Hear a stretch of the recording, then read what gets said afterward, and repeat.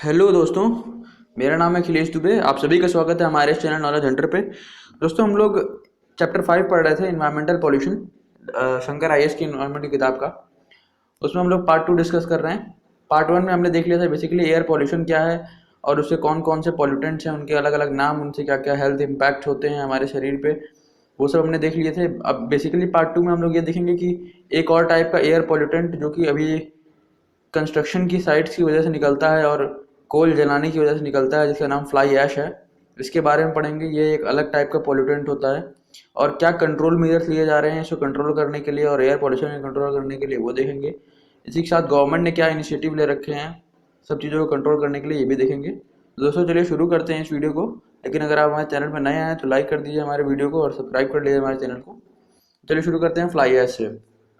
तो basically fly ash में क्या है कि एक ऐसा ऐश, एक ऐसी राख। अब देखिए, ऐश का मतलब ही राख होता है, ठीक है। मतलब कि एक तरह का रेजिड्यू जो जलने के बाद बच जाए, ठीक है। तो किसी सॉलिड मटेरियल को जब जलाया जाता है, उसका कंबशन किया जाता है, तब जो राख मिलती है उसको हम लोग फ्लाई ऐश बोलते हैं, ठीक है। अब तो दोस्तों, फ्लाई ऐश क्या होता है बेसिकली, मान लीजिए जैसे यहाँ पे कोई कोल का थर्मल पावर प्लांट है। यहाँ पर कोल जलाया जा रहा है, कोयला जलाया जा रहा है। तो इसके थ्रू जो ये स्मोक निकल रहा है, ठीक है, इसी स्मोक में एक टाइप की राख होती है जिसको बोलते हैं फ्लाई ऐश। इसी स्मोक के साथ वो फ्लाई ऐश भी उड़ जाती है। अब आपने देखा होगा कि कुछ कभी कभी किसी चीज़ को जलाने के बाद जो राख बचती है उसका कुछ हिस्सा ऊपर आसमान में भी उड़ जाता है, जो ज़्यादा फाइन होता है और ज़्यादा हल्का होता है, ठीक है। तो इस टाइप की ऐश को जो कि उड़ जाता है उसको हम लोग फ्लाई ऐश बोलते हैं। और ऐसी ऐश जो नहीं उड़ती है और वहीं ज़मीन पे पड़ी रह जाती है उसको हम लोग बॉटम ऐश बोलते हैं, ठीक है। अब ये फ्लाई ऐश आता कहाँ से है? तो फ्लाई ऐश बेसिकली जो है इंडिया में, फ्लाई ऐश बेसिकली इंडिया में आपको देखने मिलेगा कि जो कोल थर्मल पावर प्लांट हैं, जैसे कि आपको पता होगा कि इलेक्ट्रिसिटी प्रोड्यूस करने के लिए पावर जनरेशन के प्लांट लगाए जाते हैं, ठीक है। तो उनमें से जितना भी पावर जनरेशन के प्लांट लगाए गए हैं, हाइड्रो इलेक्ट्रिक पावर प्लांट, कोल थर्मल पावर प्लांट, ठीक है, रेडियो एक्टिव के मतलब जो रेडियो एक्टिव तरीके से जो जला करके यूरेनियम को और उसके थ्रू जो एनर्जी प्राप्त करके इलेक्ट्रिसिटी बनाई जाती है, वो वाले पावर प्लांट। तो जितने भी पावर प्लांट हैं, ठीक है ना, उन सभी में 73% की जो एनर्जी है या फिर जो पावर प्लांट इंस्टॉल्ड हैं उनमें से 73% कोल बेस्ड पावर प्लांट हैं जिनमें कोल इस्तेमाल होता है, ठीक है। अब इसमें क्या होता है कि यहाँ पर बाकी सारे भी होते हैं, जैसे कि डीजल, विंड एनर्जी से, गैस से, स्टीम से, तो इन सभी से भी एनर्जी बनती है। लेकिन जो कोल पावर प्लांट हैं वो नंबर में ज़्यादा हैं। अब जब कोल जलता है तो वो हवा में फ्लाई ऐश छोड़ता है, ठीक है। और ये फ्लाई ऐश हार्मफुल होता है, एयर पॉल्यूशन कॉज करता है, ठीक है। इसका कॉम्पोजिशन देखें, इसके अंदर क्या क्या मिला होता है, तो वो होता है कि भाई आपको इसमें एल्यूमिनियम सिलिकेट देखने मिलेगा बहुत ज़्यादा अमाउंट में, सबसे ज़्यादा अमाउंट में आपको एल्यूमिनियम सिलिकेट देखने मिलेगा। दूसरे नंबर पे सिलिकॉन डाइऑक्साइड देखने मिलेगा SiO2। और तीसरे नंबर पे कैल्शियम ऑक्साइड CaO। तो ये तीनों ही चीज़ें आपको जो है बेसिकली देखने मिलेंगी इससे कॉम्पोजिशन में। यहाँ पर आपको सब कुछ देखने मिल जाएगा। ये तीन चीज़ें इसमें आपको मेन याद रखनी है। अब क्या यही सिर्फ तीन चीज़ें हैं? तो आंसर है नहीं, और भी तीन चीज़ें हैं, लेकिन आप याद इन्हीं तीनों को रखिएगा। बाकी सबको बस ऐसे ही पढ़ लेते हैं।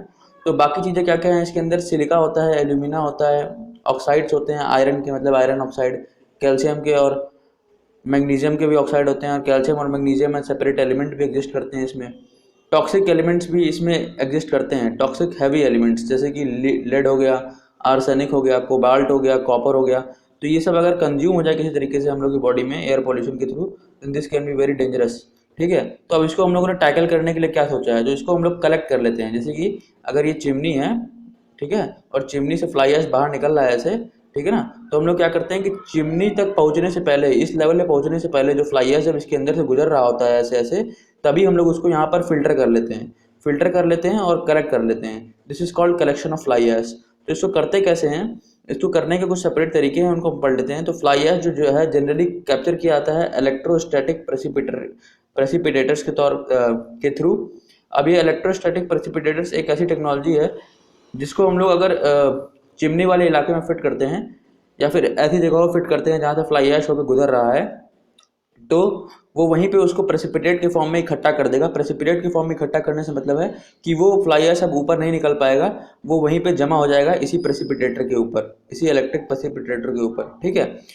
और भी इसके अलावा कुछ पार्टिकल फिल्ट्रेशन इक्विपमेंट्स हैं, जैसे कि बाकी ढेर सारे जितने भी फिल्ट्रेशन इक्विपमेंट्स हैं वो क्या करते हैं, वो इन गैसेस को चिमनी से पहुंचने से पहले ही, ठीक है, रोक लेते हैं। तो बेसिकली आपको एक टेक्नोलॉजी देखने को मिली इलेक्ट्रोस्टैटिक प्रेसिपिटेटर, जो कि उसको प्रेसिपिटेट कर देता है, उसको कलेक्ट कर लेता है, ठीक है।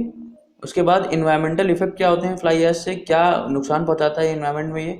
तो अगर फ्लाई ऐश को कैप्चर ना किया जाए इलेक्ट्रोस्टैटिक प्रेसिपिटेटर से, तो क्या होगा कि ये एयर को तो पॉल्यूशन करेगा ही करेगा एयर में जा करके, साथ ही साथ वाटर में भी पॉल्यूशन करता है। कैसे, ये दूर दूर तक जब एयर में फैलेगा तो जब एक टाइम आएगा जब ये नीचे बैठेगा, तो हो सकता है कि ये वाटर बॉडीज पे बैठना चालू कर दे और वहाँ का जो सरफेस वाटर है वो पूरी तरीके से पॉल्यूटेड हो जाएगा, ठीक है, क्योंकि इसमें टॉक्सिक हैवी एलिमेंट्स भी होते हैं, लेड, आर्सेनिक, कोबाल्ट, कॉपर जैसे। तो ये सारी चीज़ें बॉडी को नुकसान करती हैं।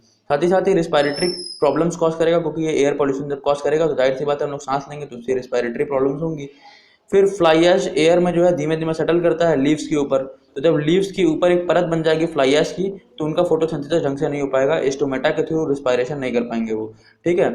और जो फील्ड्स में क्रॉप्स हैं वो जो कि थर्मल पावर प्लांट के पास में होते हैं, थर्मल पावर प्लांट से ही फ्लाई ऐश निकलता है, तो जो आजू बाजू अगर कोई फील्ड है, कोई जहाँ पे क्रॉप्स उग रहे हैं, तो इनके ऊपर भी फ्लाई ऐश डिपॉजिट होना चालू हो जाता है।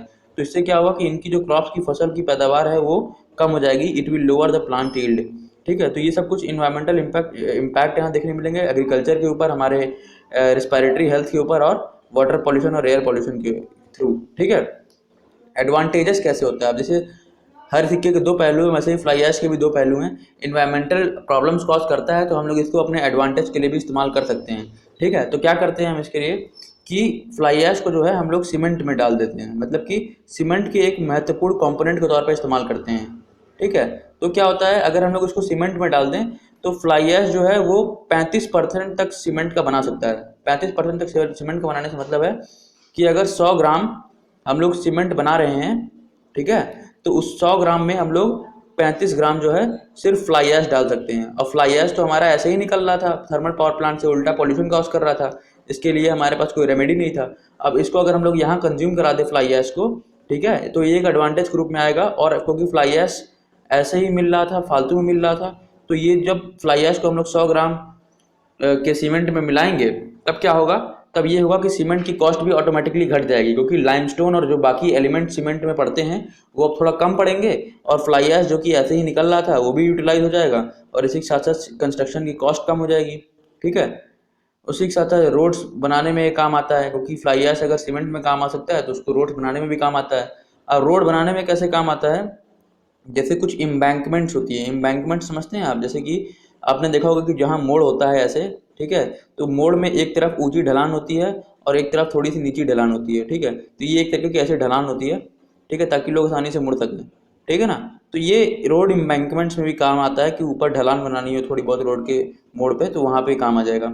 फ्लाई ऐश के ब्रिक्स भी आते हैं, ईंटें आते हैं, तो ईंटें जो होते हैं फ्लाई ऐश के डालने की वजह से लाइट हो जाते हैं वेट में, ठीक है, और इनकी स्ट्रेंथ बहुत हाई होती है, ड्यूरेबिलिटी भी बहुत हाई होती है।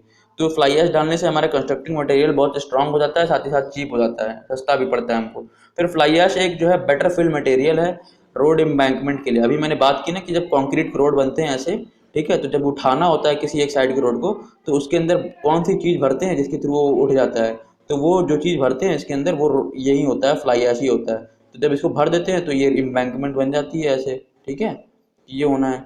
फिर क्या होना है कि फ्लाई ऐश जो है रिक्लेमेशन ऑफ वेस्टलैंड में भी इस्तेमाल हो सकता है, क्योंकि इसके अंदर कुछ ऐसे न्यूट्रिएंट्स होते हैं जो कि इंपॉर्टेंट होते हैं सॉइल को दोबारा से इनरिच करने के लिए। तो अगर हम लोग इसको ऐसे लैंड में डाल दें जो पहले से फैलो पड़ी हुई है, जिसकी सारी सारी फर्टिलिटी जा चुकी है, तो उसको वो दोबारा से उस वेस्ट लैंड को कल्टिवेबल लैंड बना देगा, अरेबल लैंड बना देगा, ठीक है। ऐसे माइंस जिनको अबेंडन कर दिया गया है, वहाँ की पूरी माइनिंग हो चुकी है, अब वहाँ से कोई मिनरल निकलने के आसार नहीं है, तो उनको जो है हम लोग फ्लाई ऐश से ढक देते हैं। तो इससे क्या होता है कि फ्लाई ऐश का फुल यूटिलाइजेशन हो जाता है, और माइन के खुले रहने से जितनी प्रॉब्लम्स होती हैं सॉइल इरोजन जैसी, वो भी थोड़ी कम हो जाती है।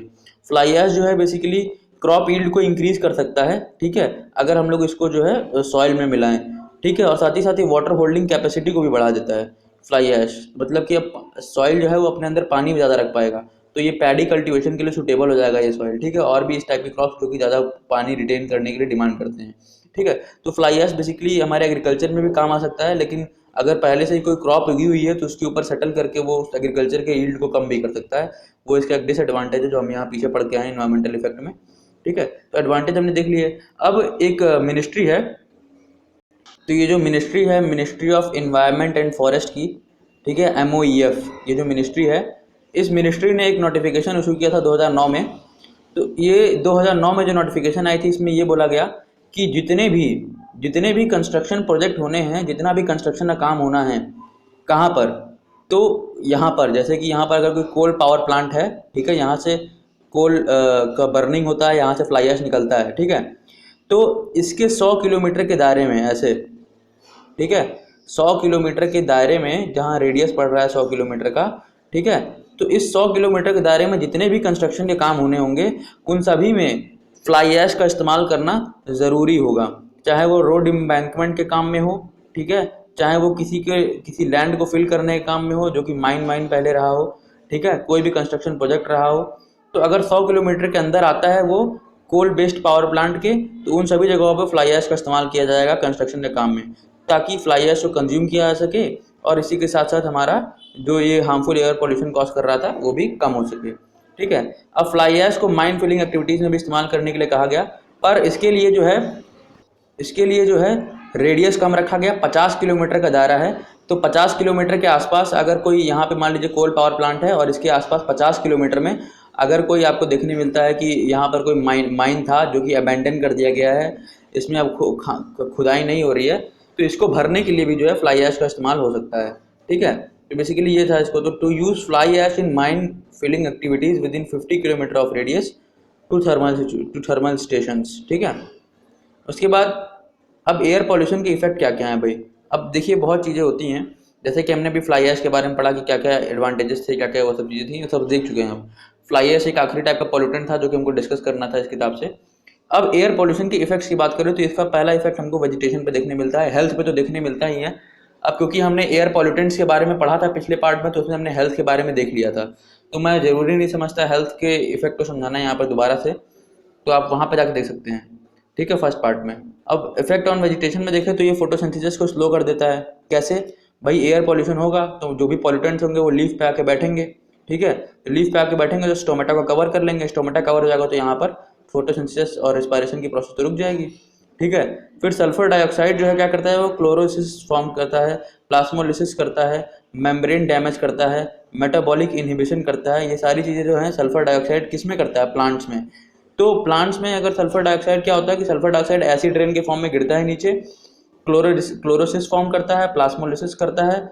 अब ये क्लोरोसिस और प्लाज्मोलिसिस जो है ये बायोलॉजिकल टर्म्स है, इसमें क्या होता है कि जो है आपके फोटोसिंथेसिस के जितने भी प्रोसेसेस होते हैं उनको स्लो डाउन कर देता है जब सल्फर डाइऑक्साइड बैठ जाता है लीव्स के ऊपर। May it be in the form of acid rain और may it be in the form of precipitate, किसी भी फॉर्म में आपके उस लीफ पे बैठ जाता है। उसके बाद क्लोरोसिस और प्लाज्मोलिसिस कॉज करता है। साथ ही साथ मेम्ब्रेन जो होता है, सेल मेम्ब्रेन, उसको भी डैमेज करता है। मेटाबॉलिक इनहिबिशन, यानी कि जो मेटाबॉलिक काम होते हैं पूरे के पूरे प्लांट में जो चीज़ें होती हैं जो कि रेगुलर बेसिस पे होती रहती हैं, उनको वो इनहिबिट करता है, उनको वो रोकता है, ठीक है। अब हाइड्रोकार्बन, जैसे कि एथिलीन की बात करें तो इनसे क्या होता है कि जब ये इस टाइप के हाइड्रोकार्बन हमको देखने मिलते हैं एयर पॉल्यूशन के थ्रू, तब हमको क्या होता है कि प्री मैच्योर लीफ फॉल देखने मिलता है, कि मतलब एक टाइम आता है जब पतझड़ होता है। लेकिन ऐसा थोड़ी होता है कि स्प्रिंग के सीजन में भी पतझड़ होने लग जाए, नहीं, ऐसा नहीं होता। लेकिन अगर स्प्रिंग के सीजन में भी हो रहा है तो उसका एक बड़ा कॉज ये होता है, एथिलीन ये टाइप का हाइड्रोकार्बन है, ठीक है, जो कि प्री मैच्योर लीफ फॉल कराता है, मतलब कि लीफ फॉल होने से पहले के टाइम में ही लीफ फॉल हो जाता है। फ्रूट ड्रॉप भी बहुत प्री मैच्योर होता है, कि मतलब जो फल होते हैं बहुत जल्दी पहले ही गिरने चालू कर देते हैं। फ्लोरल बड्स, यानी कि जो आपका फूल वाला जो शुरुआती में जो देखा होंगे ना, जहाँ से फूल निकलता है वो जो बड होता है, वो बड भी गिरना चालू हो जाता है। पेटल्स कर्ल्ड होने चालू हो जाते हैं, जो पेटल्स पहले ऐसे थे वो ऐसे हो जाते हैं, ठीक है। तो ये क्या हो रहा है, this is curling of petal. तो ये कर्लिंग ऑफ पेटल भी होना चालू हो जाता है जब हम लोग को ऐसे हाइड्रोकार्बन एथिलीन जैसे देखने मिलते हैं, ठीक है। जो सेपल्स होते हैं उनका डिस्कलरेशन शुरू हो जाता है। अभी सेपल्स क्या होते हैं, सेपल्स आपने पढ़ा होगा, अगर आपने मतलब थोड़ा बहुत भी साइंस पढ़ा है तो उसमें क्या होता है कि जैसे ये अगर फ्लावर है, ठीक है, ये फ्लावर है, तो ये जो फ्लावर के बाजू में ये होते हैं इनको पेटल्स बोलते हैं, जो फ्लावर को लीव्स, फ्लावर के वो पंखुड़ी फॉर्म करते हैं। लेकिन यहाँ पर जो पत्ते होते हैं इनको हम लोग सेपल्स बोलते हैं, ठीक है। तो these are known as sepals, okay. तो ये सेपल्स का जो है डिसकलरेशन होता है, जो ये हरे हरे सेपल्स थे इनका कलर उड़ जाता है, दिस इज गॉन, ठीक है। तो ये हाइड्रोकार्बन सब एथिलीन का कमाल है, ये एथिलीन जैसे हाइड्रोकार्बन का कमाल है, ये नाम याद रखेगा, एथिलीन, ठीक है। सल्फर डाइऑक्साइड क्या करता है, chlorosis, plasmolysis, membrane damage and metabolic inhibition. इसी के साथ ओजोन डैमेज भी होता है। तो ओजोन डैमेज में क्या होता है कि अगर ओजोन डैमेज हो गया, ठीक है, इससे क्या होगा कि जो क्लोरन काइमा होता है ये सब चीज़ें डैमेज होने लग जाती हैं, और जो फॉलिएज होता है प्लांट्स में, अभी मैं समझाता हूँ फॉलिएज क्या होता है, उसके भी डैमेज होना चालू हो जाता है, ठीक है। तो इसमें क्या होता है कुल मिलाकर के कि अगर आप देखें इसमें, हमने पिछले पार्ट में पढ़ रखा है कि ओजोन फॉर्म होता है ग्राउंड लेवल ओजोन, ठीक है। तो ग्राउंड लेवल ओजोन में क्या होता है, आपने पढ़ा है ग्राउंड लेवल ओजोन अगर फॉर्म होता है तो वो एक पॉल्यूटेंट के तौर पे काम करता है। तो ये जो ग्राउंड लेवल ओजोन है वो एक प्लांट के एक पार्ट जिसको हम लोग क्लोरेन काइमा बोलते हैं, इसको वो डिस्ट्रॉय कर देता है या फिर इसको वो हार्म करता है क्लोरेन काइमा को। और क्लोरेन काइमा अगर हार्म हो जाता है, अगर वो डिस्ट्रॉय हो जाता है, तो प्लांट्स में एक पार्ट होता है जिसको बोलते हैं फॉलिएज, तो फॉलिएज भी डिस्ट्रॉय होना चालू हो जाता है। इसका एनिमल्स पे बहुत बुरा इम्पैक्ट पड़ता है, ठीक है। मटेरियल्स जो होते हैं जो कि हम अपने इन्वायरमेंट में देखते हैं वो डिस्ट्रॉय होने लग जाते हैं। एस्थेटिक लॉस भी होता है। एस्थेटिक लॉस मतलब कि हम लोग एक तरीके से जब अपने जीवन में रह रहे हैं तो उसकी वजह से जो प्रॉब्लम्स आ रही हैं उस टाइप के जो लॉसेज हैं उनको हम लोग एस्थेटिक लॉस बोलते हैं। ये कोई बहुत बड़ा चीज़ नहीं है, इसको उतना ज़्यादा आप तवज्जो ना ही दे तो बेहतर है, खैर। उसके बाद अगला, कंट्रोल मेजर्स। क्या क्या कंट्रोल मेजर लिए गए हैं अब एयर पॉल्यूशन की चीज़ों को रोकने के लिए? तो बहुत सारी चीज़ें हैं। एक होता है पॉलिसी के थ्रू काम किया गया है, एक होता है कि एयर पॉल्यूशन ना हो उसके लिए कुछ प्रिवेंटिव मेजर लिए गए हैं, ठीक है। तो काफ़ी चीज़ें हैं। तो जैसे कि अगर हम बात करें तो टॉल चिमनीज को इस्टेब्लिश किया जाता है जहाँ जहाँ पर इंडस्ट्रियल एरियाज होते हैं, ताकि नीचे वाले एरियाज में जो है आपका एयर पॉल्यूशन ना हो सके, ठीक है। इंडस्ट्रियल प्रोसेसेस और इक्विपमेंट्स को आज एडवांस किया जा रहा है ताकि वो जो हैं, जो हार्मफुल प्रोडक्ट्स हैं, टॉक्सिक प्रोडक्ट्स हैं, उनको एलिमिनेट किया जा सके प्रोसेस के, मतलब मैन्युफैक्चरिंग प्रोसेस में ही। सुटेबल फ्यूल का इस्तेमाल किया जा रहा है। जैसे पहले ज़्यादा सल्फ़र वाला फ्यूल इस्तेमाल किया जाता था, अब कम सल्फ़र वाला फ्यूल इस्तेमाल किया जाता है। एफिशिएंट यूटिलाइजेशन किया जाता है चीज़ों का, ठीक है। तो इस तरीके से क्या हो रहा है कि प्रिवेंटिव मेजर्स कुछ लिए जा रहे हैं, बाकी पॉलिसी मेजर्स भी हैं। अब कुछ और कंट्रोल मेजर्स क्या क्या कहते हैं कि क्या क्या करना चाहिए। तो करना क्या चाहिए कि जो है पॉल्यूटेंट्स जो है, एयर पॉल्यूटेंट्स, उन्हीं को डिस्ट्रॉय कर दो। उनको ख़त्म कर दोगे तो एयर पॉल्यूशन ऐसे ही ख़त्म हो जाएगा। अब दो प्रोसेस के थ्रू हम लोग डिस्ट्रॉय कर सकते हैं एयर पॉल्यूटेंट्स को। एक होता है थर्मल प्रोसेस, एक होता है कैटालिटिक कंबशन, ठीक है। तो इन दोनों प्रोसेस से आप एयर पॉल्यूटेंट्स को डिस्ट्रॉय कर सकते हो। हर एक एयर पॉल्यूटेंट इससे डिस्ट्रॉय नहीं होगा, लेकिन कुछ जरूर होंगे।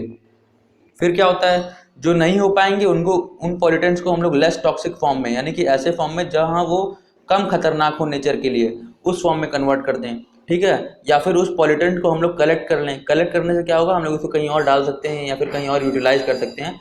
जैसा कि हमने फ्लाई ऐश के केस में देखा है कि फ्लाई ऐश को वो लोग कलेक्ट कर लेते हैं इलेक्ट्रोस्टैटिक प्रेसिपिटेटर से, ठीक है। तो अलग अलग टाइप के जो पॉल्यूटेंट्स हैं उनको एलिमिनेट करने के अलग अलग तरीके हैं। कौन कौन सा? पहला तरीका है control of particulate matter. Particulate matter आप समझ रहे हैं, जैसे एयर में, अगर ये एयर है तो एयर के अंदर खूब ढेर सारे पार्टिकल्स होते हैं। अब इन्हीं पार्टिकल्स को हम लोग पार्टिकुलेट मैटर बोलते हैं, ठीक है। तो इनको कैसे कंट्रोल करते हैं कि दो टाइप के डिवाइस होते हैं, एक होता है अरेस्टर, एक होता है स्क्रबर। इन दोनों की मदद से हम लोग इन पार्टिकल्स को इकट्ठा कर लेते हैं, उनको रिमूव कर देते हैं एयर से। तो सबसे पहले देखते हैं अरेस्टर क्या होते हैं। अरेस्टर क्या करते हैं कि पार्टिकुलेट मैटर को सेपरेट कर देते हैं कंटेमिनेटेड एयर से, मतलब कि उनको एक तरीके से अरेस्ट कर लेते हैं। नाम से ही पता लग रहा है कि पार्टिकुलेट मैटर को अरेस्ट कर लेंगे और एयर से सेपरेट कर लेंगे, जिससे जिस एयर को वो पॉल्यूट कर रहा है, ठीक है। दूसरा होता है स्क्रबर। स्क्रबर में क्या होता है कि अगर आपको एयर को गैसेस से भी क्लीन करना है और डस्ट से भी क्लीन करना है, मतलब यहाँ पर क्या था कि यहाँ पर एयर जो थी उसमें सिर्फ डस्ट था, ठीक है, पार्टिकल मैटर था, तो वहाँ आपने अरेस्टर का काम में ला लिया। लेकिन अगर क्या होगा, अगर उस एयर में कुछ ऐसी गैसेस भी मौजूद हैं जो कि पॉल्यूटेंट का काम कर रही हैं, जैसे कि सल्फर डाइऑक्साइड हो गया, ठीक है, आपका नाइट्रोजन डाइऑक्साइड हो गया, ये सारी की सारी चीज़ें क्या है, ये ऐसे गैसेस हैं जो कि एयर को पॉल्यूट करती हैं। साथ ही साथ पार्टिकुलेट मैटर भी मौजूद है, पार्टिकल के फॉर्म में भी डस्ट मौजूद है।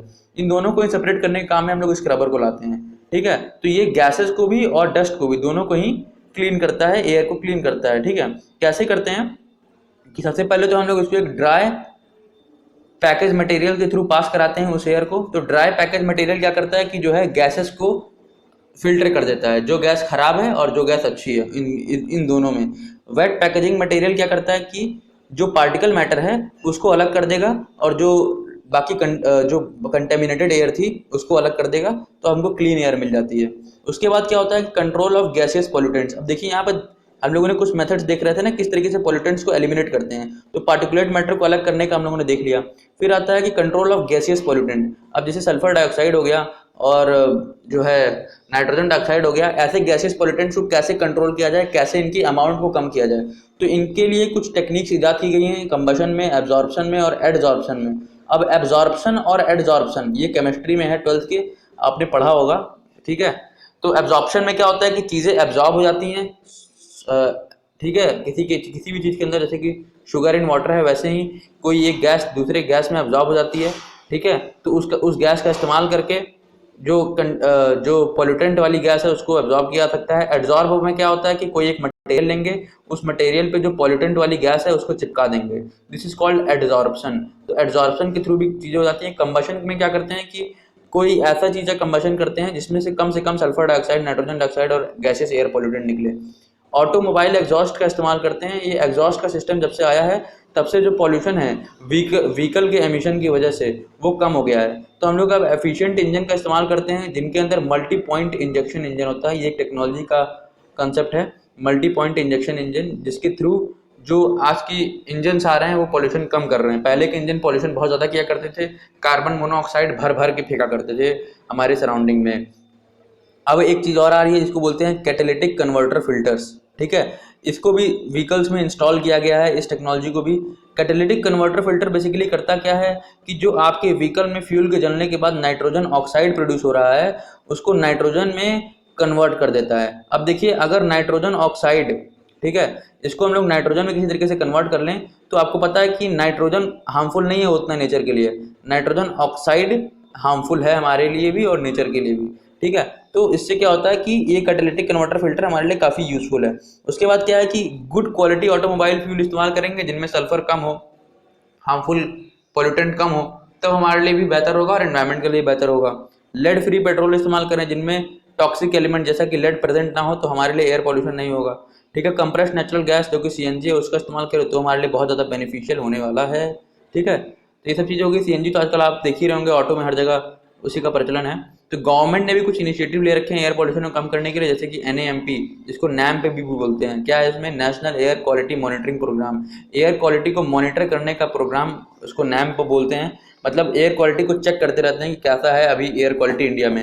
अच्छा, तो ये एयर क्वालिटी को चेक करने का काम कर कौन रहा है? तो वो है सेंट्रल पॉल्यूशन कंट्रोल बोर्ड, जिसको हम लोग प्यार से CPCB भी बोलते हैं, ठीक है। तो ये जो सेंट्रल पॉल्यूशन कंट्रोल बोर्ड है ये पूरे देश में, ठीक है, पूरे के पूरे देश में एयर क्वालिटी को मॉनिटर करने का प्रोग्राम चला रहा है और इसको हम लोग बोलते हैं national air quality monitoring programme, ठीक है। इस इंस्टीट्यूशन का नाम याद रखिएगा, CPCB, ठीक। अब ये national air quality monitoring programme है।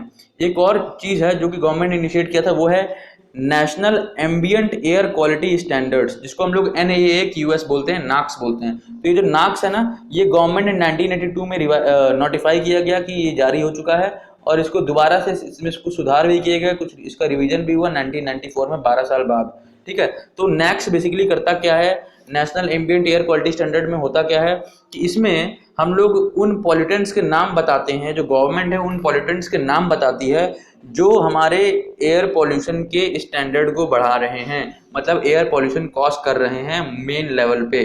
तो गवर्नमेंट ने जो है नवंबर 2009 में 12 पॉल्यूटेंट डाले थे इसके अंदर, sulphur dioxide, nitrogen dioxide, particulate matter जिसका साइज 10 माइक्रोन से भी कम हो या फिर 2.5 माइक्रोन से भी कम हो, तो वो पार्टिकुलेट मैटर भी आते हैं। ओजोन आता है जो कि ग्राउंड लेवल पे फॉर्म होता है, लेड, कार्बन मोनोऑक्साइड, आर्सेनिक, निकल, बेंजीन, एमोनिया एंड बेंजोपायरीन, ये याद कर लीजिएगा बिल्कुल, ठीक है। 2009 में ये 12 पॉल्यूटेंट डाले गए थे। तो यानी कि गवर्नमेंट ने बताया कि कौन कौन से एयर पॉल्यूटेंट हैं हमारे अंदर और कितने अमाउंट में है, ठीक है। तो इससे क्या होता है कि ये एक स्टैंडर्ड सेट करके रखा है कि गवर्नमेंट ने कि ये चीज़ें एयर क्वालिटी के लिए ज़रूरी हैं। तो ये नैक्स ये करता है बेसिकली, ठीक है। अब क्या होता है ना कि हमने ये देख लिया कि central pollution control board NAMP को कंडक्ट करा रहा है, यानी कि national air quality monitoring programme कर रहा है, ठीक है। तो अब ये नैम्ब के ऑब्जेक्टिव क्या क्या हैं, ये central pollution control board basically कर क्या रहा है? तो ये क्या करता है कि स्टेटस और ट्रेंड को चेक करता है एम्बियंट एयर क्वालिटी के, मतलब कि पहले किस सिटी में क्या स्टेटस था एयर पॉल्यूशन का, अब क्या हो गया है।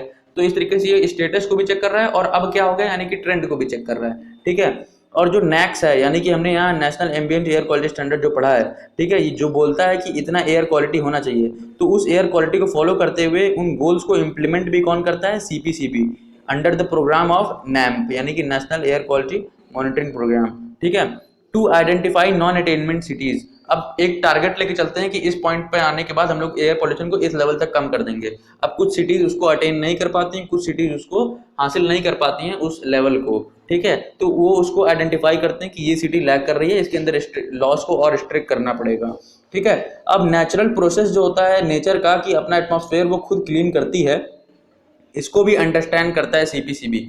और ये इसीलिए क्या सीपीसीबी ये चाहता है कि एयर पॉल्यूशन कम से कम रेट पे हो, ताकि नेचर अपने आप को वो दोबारा से रिन्यू कर पाए। नेचर के पास एक पावर है कि अपने अंदर की सारी इंटॉक्सिकेटिंग चीज़ों को वो अलग कर लेता है, साफ कर लेता है। लेकिन अगर आप बहुत ज़्यादा पॉल्यूशन कर दोगे तो वो उतना नहीं कर पाएगा, उतनी जल्दी नहीं हो पाएंगी ये चीज़ें, ठीक है। प्रिवेंटिव और करेक्टिव मेजर्स लिए जाएँ कि मतलब सुरक्षा से, मतलब आपको अगर देखिए बीमारी हो जाती है तो क्या करते हो? क्योर करते हो, इलाज करते हो, तो वो करेक्टिव मेजर हो गया। बीमारी नहीं हुई है, पता है हो रही है धीमे धीमे, तो उसको रोकने के लिए जो चीज़ करते हो प्रिवेंटिव मेजर हो गया, ठीक है। तो दोनों ही टाइप के मेजर सीपीसीबी लेता है अंडर द प्रोग्राम ऑफ नैम्प। अब कुछ अचीवमेंट्स गेन किए हैं इस नैम्प के प्रोग्राम ने, किस टाइप के? सल्फर डाइऑक्साइड का लेवल जो कि बहुत ज़्यादा बढ़ गया था एक टाइम पे, ठीक है, उसको बहुत कम किया गया। नैक्स का जो लिमिट, प्रिस्क्राइब्ड लिमिट है, उसके नीचे लाया गया, उसके अंदर लाया गया। कैसे?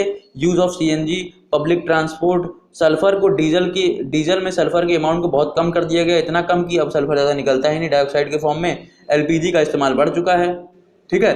तो ये सब क्या हो रहा है कि इन सभी चीज़ों से सल्फर डाइऑक्साइड का लेवल कम हो गया, ठीक है, अब वो प्रिस्क्राइब्ड लिमिट के अंदर आ चुका है। फिर नाइट्रोजन ऑक्साइड भी बढ़ रहा था एक टाइम पे, लेकिन इसका अभी भी मिक्स्ड ट्रेंड है। क्यों मिक्स्ड ट्रेंड है? क्योंकि व्हीकल्स चलिए निकाल रहे हैं, लेकिन साइड बाय साइड सीएनजी भी यूज हो रहा है, तो जिसकी वजह से जो नाइट्रोजन ऑक्साइड है ना ही बढ़ रहा है ज़्यादा, ना ही घट रहा है, कभी बढ़ता है कभी घटता है, कभी बढ़ता है कभी घटता है, ठीक है। तो नाइट्रोजन ऑक्साइड का कुछ उतना कंफर्म नहीं है। टोटल सस्पेंडेड पार्टिकल्स, मतलब सस्पेंडेड पार्टिकल समझ रहे हैं ना, एयर के अंदर कौन कौन से जैसे पार्टिकल मौजूद हैं, डस्ट पार्टिकल्स, ये सब चीज़ें छोटे छोटे 10 माइक्रोन के नीचे, 2.5 माइक्रोन के नीचे, तो ये अभी भी कंसर्न है, इनको अभी भी उतनी अच्छी तरीके से एड्रेस नहीं किया गया, जबकि टेक्नोलॉजी है।